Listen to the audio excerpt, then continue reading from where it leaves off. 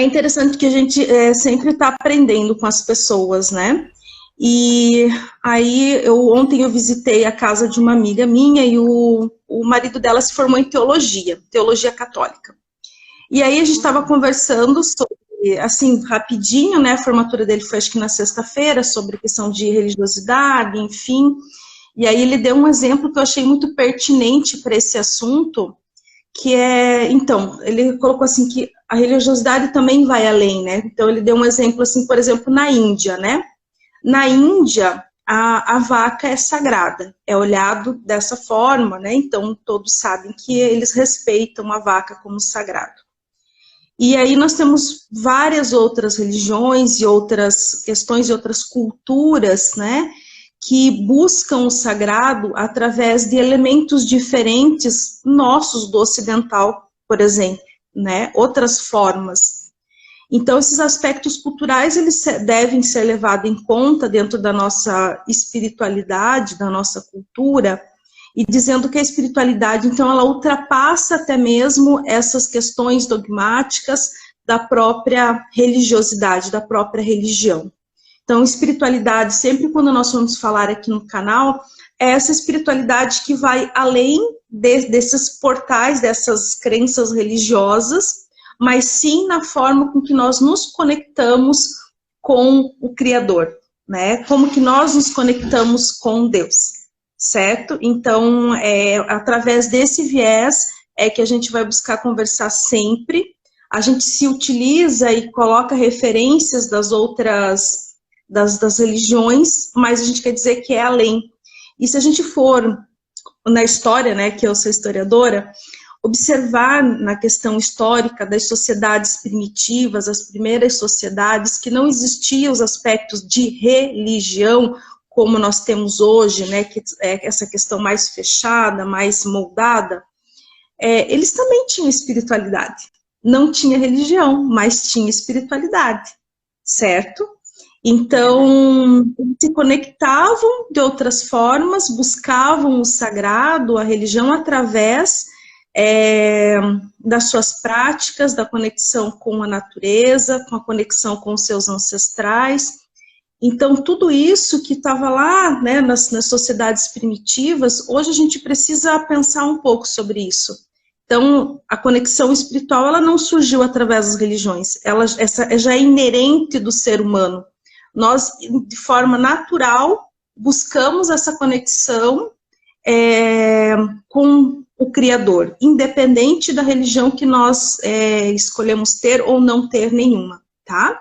Então, a gente escolheu para o início das lives, dessa nossa temporada de lives que vai ter, falar um pouquinho para dizer como que a gente vai estar abordando sempre. Então, sempre que a gente falar de espiritualidade, vai ser voltado, então, para essa questão mais aberta e não conectada com os credos ou crenças religiosas, mas voltado para algo que é inerente do ser, que é natural do ser, buscar essa conexão. Hoje, cada vez mais, a gente percebe que a gente realmente precisa ter essa clareza, tá certo? Mi, tu quer complementar um pouquinho? Claro, vamos lá. Eu achei muito legal que você trouxe com os aspectos da história e eu vou trazer algo um pouco mais recente, né?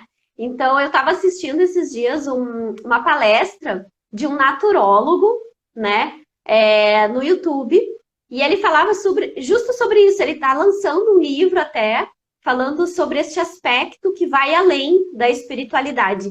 E ele trouxe um termo que é eu achei muito legal, era psiconeuroespiritual, que as pessoas estão realmente buscando algo além da sua religião.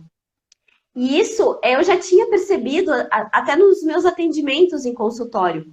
Então, assim, 90% das pessoas que estão buscando, né, as terapias integrativas, as terapias complementares, né, integrativas, muitas delas, quando chega ali na parte na ficha de anamnese, né, que a pessoa tem que falar sobre a sua religião, sobre as suas crenças, a maioria delas, Mislene, eu já percebi, elas falam assim, eu sou cristã não praticante, ou eu sou católica não praticante, ou sou católica buscando espiritualidade, Ou, eu vejo muito também, a luterana é espiritualista, sabe? Então, realmente, as pessoas estão começando a buscar algo a mais. Não negar, não deixar de lado, né? A sua crença, a sua religião, ou a religião que ela aprendeu, né? Com seus avós, né? Trazendo o âmbito ancestral, né? Da sua família. Mas sim, uma forma de querer saber mais. E realmente, essa conexão com o eu, né? O eu interior, com o criador, mas de uma forma um pouco mais, assim, aberta, mais integral. Então, realmente, as pessoas estão despertando cada dia mais para isso, né? E eu achei muito legal, eu queria trazer essa informação, assim, para as pessoas. Perfeito. Dentro das questões históricas, aquilo que eu estava falando, né, se nós pegarmos as matrizes africanas, né, a origem de matriz africana, a forma com que os indígenas se conectam também, né, indianos, né, que tem a parte do Védica, né, do Vedanta, enfim, são raízes muito tradicionais que vêm muito além do que a gente tem depois, né, em relação à questão ocidental. Então, a gente pode aprender muito, muito com isso, né? E não negar nada, mas ver que a gente pode ampliar muito esse nosso olhar. E como as pessoas anseiam por essa... É como se faltasse alguma coisa, né? Então, as pessoas não...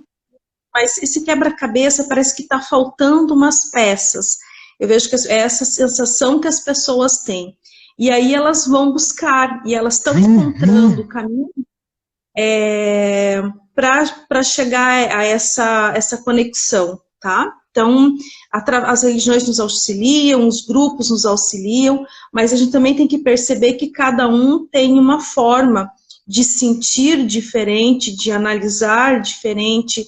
Então, a gente pega esse assunto, mas a conexão é particular de cada um sabe como que isso mexe com o seu corpo físico, com as suas emoções, com as suas sensações, né, aquilo que é físico, aquilo que é extrafísico. Então, essa conexão é algo que é além do nosso racional, do nosso mental, né, mas ela está em tudo, ela está no nosso coração, né, ouvindo muito esse chamado.